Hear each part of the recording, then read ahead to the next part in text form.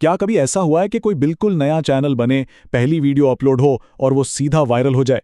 बज़ाहिर तो ये नामुमकिन लगता है ना, लेकिन इस तफसीली जायजे में हम बिल्कुल उसी कमाल को डिकोड करने वाले हैं।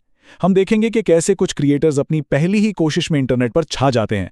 और सबसे मजे की बात, ये कोई इत्तेफाक या तुक्का नहीं है। इसके पीछे एक पूरा फॉर्मूला है जिसे आज हम मिलकर समझने वाले हैं। अब जरा इस नंबर पर गौर करें, 1,28,000। ये कोई लाइफ टाइम व्यूज नहीं है, बल्कि ये क्रिएटर सकलीन खान की बिल्कुल पहली वीडियो का रिजल्ट है। जरा तसव्वुर करें, चैनल पर 0 सब्सक्राइबर्स हों, पहली बार कोई वीडियो डाली जाए और वो सीधा इतने हजारों लोगों तक पहुंच जाए। कमाल है ना? और अगर ये कम लग रहा हो तो इससे भी बड़े धमाके की बात करते हैं। क्रिएटर आइक ने तो अपनी पहली ही वीडियो पर 36 लाख, जी हां 3.6 मिलियन व्यूज हासिल कर लिए। इससे एक बात तो बिल्कुल साफ हो जाती है कि ये बरसों पुराने चैनल्स की कामयाबी की कहानियां नहीं हैं, बल्कि ये डे 1 यानी पहले ही दिन मिलने वाली जबरदस्त कामयाबियां हैं। तो इसका मतलब है कि यहाँ कोई जादू नहीं चल रहा। हम इस पूरे अमल को एक स्टेप बाय स्टेप प्लेबुक के जरिए समझेंगे, जिसमें पहली वीडियो का कमाल, बिल्कुल नई शुरुआत, एक professional channel setup, high demand topics की तलाश, क्वालिटी और एडिटिंग में महारत और आखिर में एसईओ और सब्र शामिल हैं। ये वो एग्जैक्ट फॉर्मूला है जिसे एल्गोरिदम को ट्रिगर किया जाता है। तो आइए अपने पहले हिस्से की तरफ चलते हैं, यानी पहली वीडियो का कमाल। यहां से हम अपनी बेस बनाएंगे कि एक नॉर्मल ग्रोथ और एक वायरल डेब्यू के दरमियान असल में क्या फर्क होता है।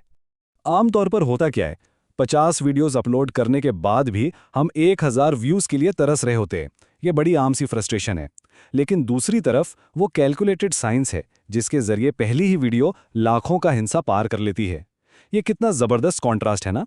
ये बताता है कि सिर्फ मेहनत नहीं, बल्कि दुरुस्त हिकमत अमली से काम लेना पड़ता है। अब बात करते हैं दूसरे मरहले की, बिल्कुल नई शुरुआत।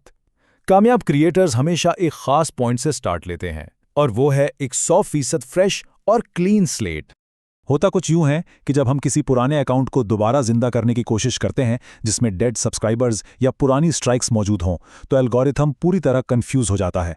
अगर पुराने लोग नई वीडियो पर क्लिक नहीं करेंगे तो सिस्टम को सिग्नल जाएगा कि कंटेंट बेकार है।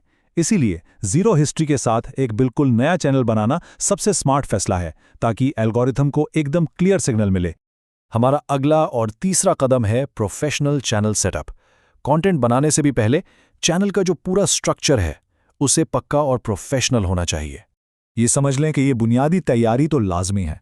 एक बहुत ही यूनिक और मीनिंगफुल नाम चुनना, परमानेंट लोगो और बैनर डिजाइन करना, और एक टू द पॉइंट निश के मुताबिक डिस्क्रिप्शन लिखना, ये सब इसलिए जरूरी है ताकि एक तो एल्गोरिदम बाद में कंफ्यूज ना हो, और दूसरा, जब भी कोई नया व्यूअर आए तो उसे फौरन एक हाई क्वालिटी और प्रोफेशनल वाइब मिले। अब आते हैं चौथे सेक्शन पर, हाई डिमांड टॉपिक्स की तलाश। सच पूछें तो ये इस पूरी गेम का 70% हिस्सा है। असल चैलेंज ही ये ढूंढना है कि आखिर ऑडियंस इस वक्त पागलों की तरह क्या सर्च कर रही है।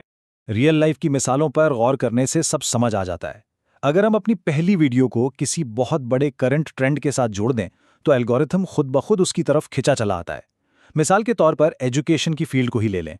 नीट पेपर लीक पर बनने वाली वीडियो सिर्फ स्टूडेंट्स को नहीं, बल्कि पूरे एजुकेशन सिस्टम को टारगेट कर रही थी। और गेमिंग में ब्लैक मिथ वोकोंग जैसी बड़ी गेम की रिलीज की हाइप पर सवार होना एक मास्टर स्ट्रोक था।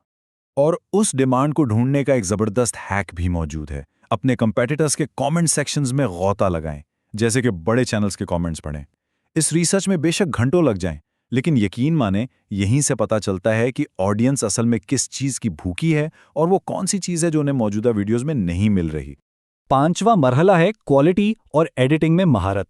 अब बात सिर्फ आइडिया की नहीं, एग्जीक्यूशन की है, क्योंकि टॉपिक जितना भी ट्रेंडिंग क्यों ना हो, अगर व्यूअर पहले चंद सेकंड्स में ही बोर हो गया तो सब मेहनत जाया। सारी गेम रिटेंशन की है, यानी ऑडियंस को स्क्रीन से चिपकाए रखना।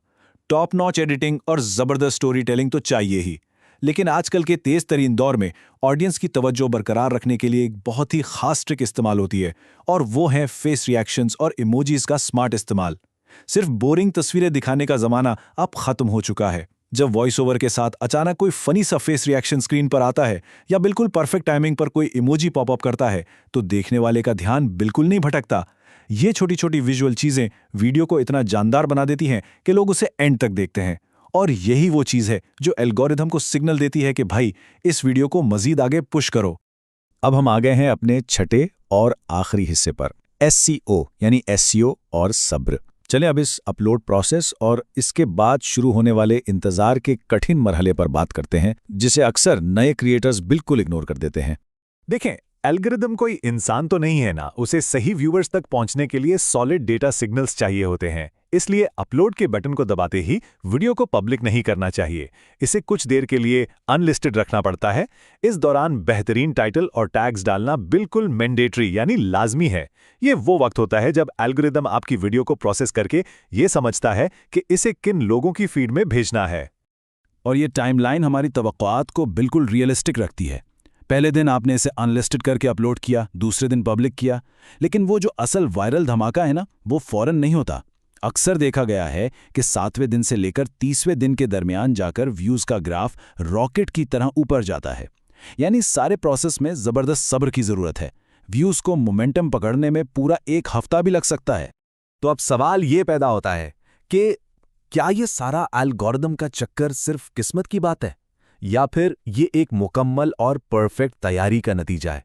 इस पूरे जायजे के बाद एक बात तो 100% कंफर्म है कि ये कोई जादू टोना नहीं, बल्कि प्योर डेटा और एक बहुत ही स्ट्रक्चर्ड अप्रोच का कमाल है। तो अगली बार जब कोई नया चैनल रातों रात वायरल होता दिखाई दे, तो खुद से पूछिएगा कि क्या ये सिर्फ एक इत्तेफाक था या फिर एक जबरदस्त मास्टर प्लान। इस पर जरूर सोचिएगा।